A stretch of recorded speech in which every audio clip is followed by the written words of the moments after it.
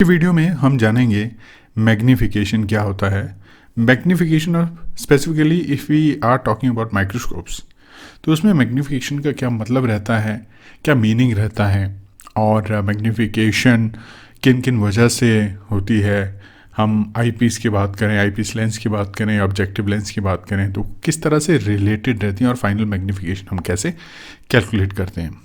अभी आप जो कंप्यूटर पे स्लाइड देख रहे हैं, यहाँ अपने मोबाइल डिवाइस पे जो स्लाइड देख रहे हैं, तो उसमें आप देख रहे होंगे कि मैग्नीफिकेशन को हमने डिफ़ाइन किया है, फिर माइक्रोस्कोप्स के कुछ एक पार्ट्स के बारे में हमने डिस्कस किया है, फाइनली मैग्नीफिकेशन को कैसे कैलकुलेट करते हैं वो भी हमने जाना है। तो चलिए वीडियो शुरू करते हैं और जानने की कोशिश करते हैं मैग्नीफिकेशन ऑफ माइक्रोस्कोप्स।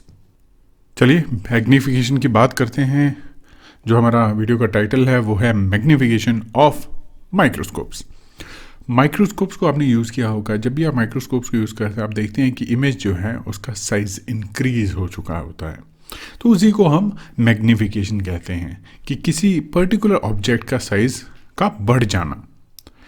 तो इसमें पहला क्वेश्चन ये आता है कि व्हाट इज़ मैग्नीफिकेशन। मैग्नीफिकेशन है क्या, मैग्नीफिकेशन किसे कहते हैं, मैग्नीफिकेशन का मीनिंग एक्चुअली में क्या है।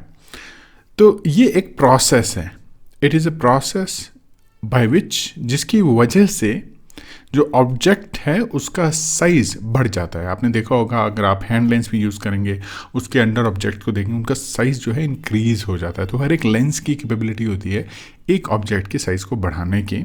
तो it is the process of enlarging the appearance of an object. Object बड़ा नहीं होता है, जो उसकी अपीयरेंस है, जो जैसा वो आपको दिखता है, वो आपको बड़े साइज़ का दिखता है। सेकेंड पॉइंट इसमें होता है कि आप कैलकुलेट करते हैं कि साइज़ में कितना इंक्रीज़ हुआ है। अब साइज़ बड़ा है तो वो दुगना हुआ है, चौगुना हुआ है, 5 गुना हुआ है, तो उस टर्म को हम कहते हैं फोल्ड इंक्रीज़। तो मैग्नीफिकेशन हम ये कहेंगे कि फोल्ड चेंज उस साइज़ में कितना हुआ है, उसी को जो है 2 टाइम्स, 3 टाइम्स, 4 टाइम भी हम कह सकते हैं। तो मान लीजिए एक एग्जाम्पल की बात करते हैं। आपके पास एक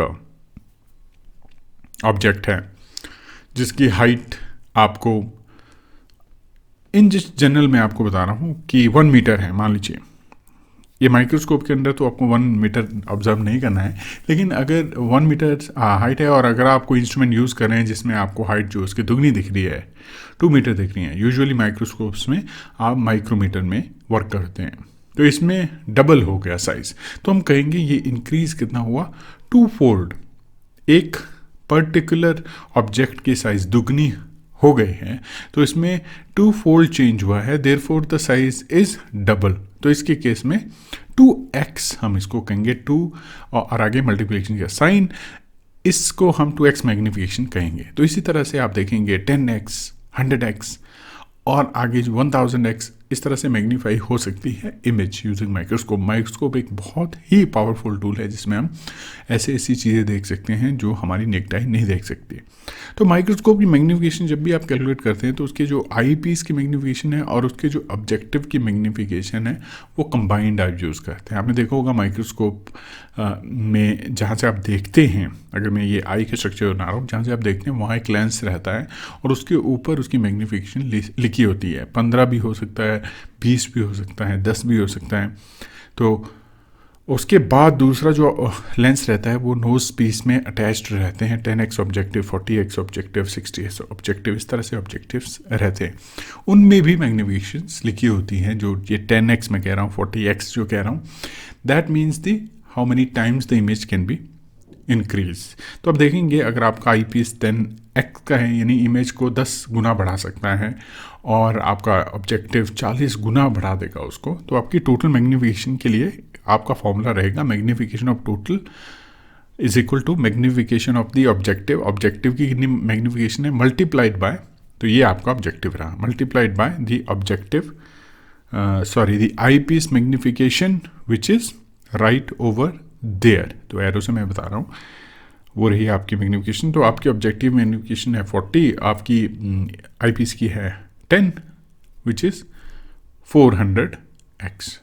तो एक इमेज को 400 गुना बड़ा करके आपको दिखाएगा वो, अगर आपके पास इस तरह का सेटअप है। तो मैग्नीफिकेशन इस तरह से कैलकुलेट आप कर सकते हैं, मैग्नीफिकेशन आप माइक्रोस्कोप्स की बढ़ा सकते हैं, लेकिन देखिए रिजॉल्विंग पावर एक इम्पॉर्टेंट चीज़ है। मैग्नीफिकेशन तो आपको बढ़ा देंगे लेकिन उसकी इमेज जो है वो काफ़ी धुंधली भी हो सकती है, तो वो डिपेंड करेगा, बहुत सारे अलग अलग जो फैक्टर्स होते हैं।